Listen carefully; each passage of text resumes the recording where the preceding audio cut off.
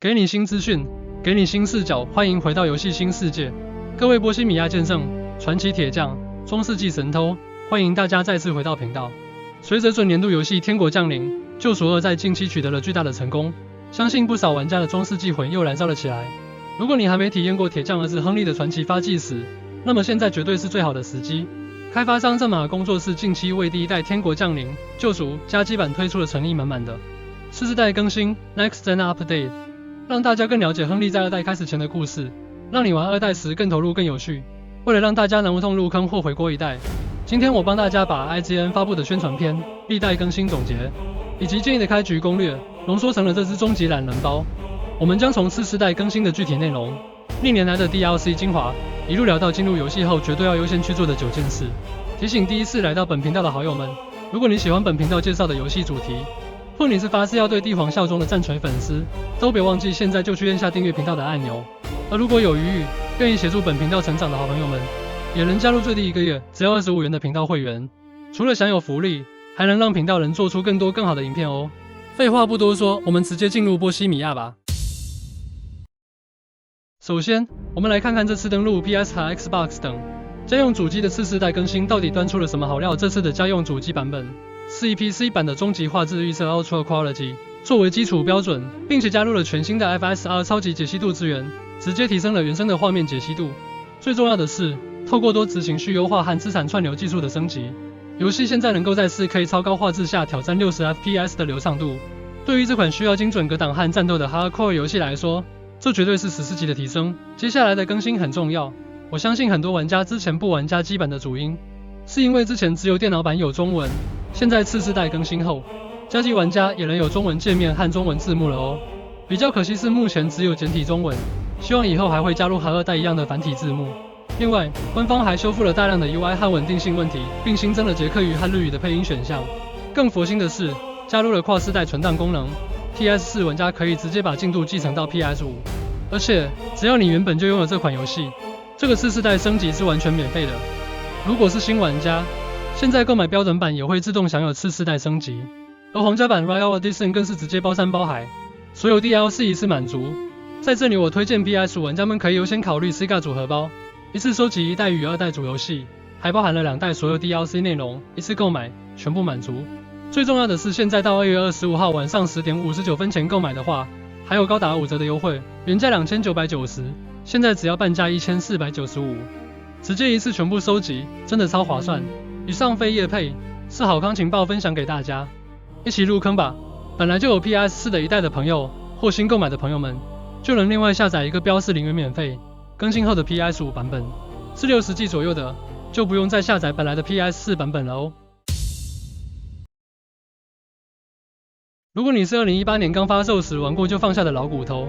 你可能不知道这游戏后来变得有多丰富。在经历了初期无数的 bug 修复后，顺带一提，当年还修复了炼金台会把玩家发射到空中的搞笑 bug。官方在2018年6月免费加入了硬核模式 Hardcore Mode， 这模式移除了指南针、快速旅行和自动存档，连战斗都变得更写实，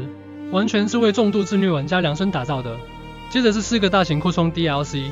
1. 废土重生，你可以化身为特里比斯拉维茨的行政官，负责重建城镇，调解村民纠纷，还要搞钱来盖建筑，享受一把当领主建设村庄的快感。2. 花花公子汉斯卡彭爵士，你要帮游戏中最受欢迎的傲娇公子哥汉斯去追求屠夫的女儿，过程充满了各种搞笑的潜伏、赌博和帮倒忙的趣事。3. 远征骑士，这是一个专注于战斗的 DLC， 你将跟随一群佣兵在道路上巡逻，这包含了游戏中最具挑战性的战斗环节，同时也补齐了拉德基大人的背景故事。4. 他的命运，这个 DLC 是角大翻转，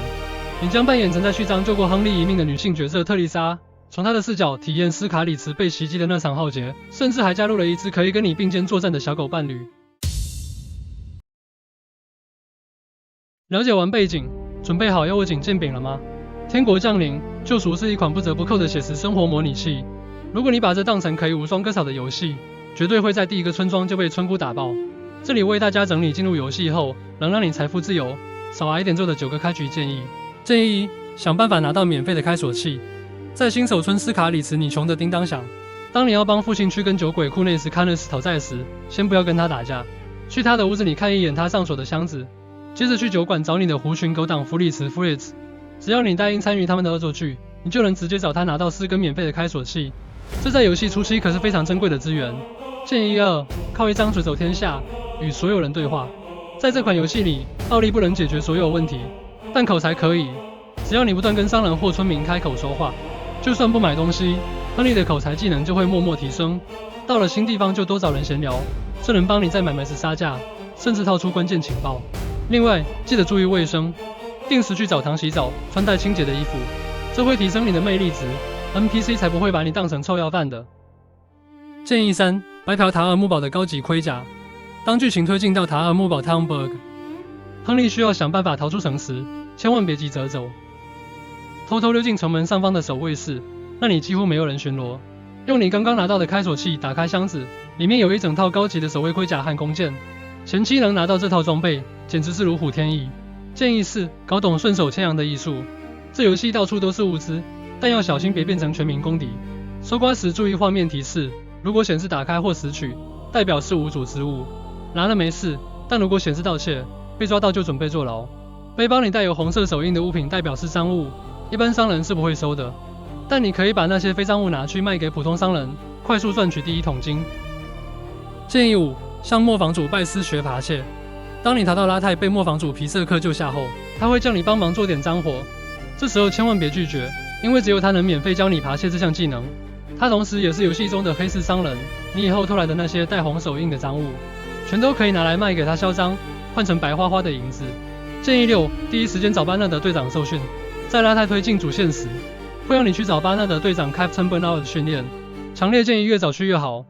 他会教你保命的战斗技巧、连击，以及最重要的反击神技大施展 Master Strikes。你还可以在这里和少主汉斯比试射箭和箭术，记得比试前先手动存档，赢了可以拿到汉斯的专属弓箭窝。建议7，中世纪脱盲行动去学识字。我们的主角亨利是个文盲，一开始看书上面的字全是乱码。识字在中世纪非常重要，因为游戏中有许多技能书，读了可以直接提升能力。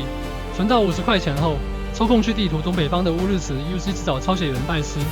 学会看书后，你甚至可以躺在床上阅读来打发时间兼练功。建议8，靠炼金术发大财。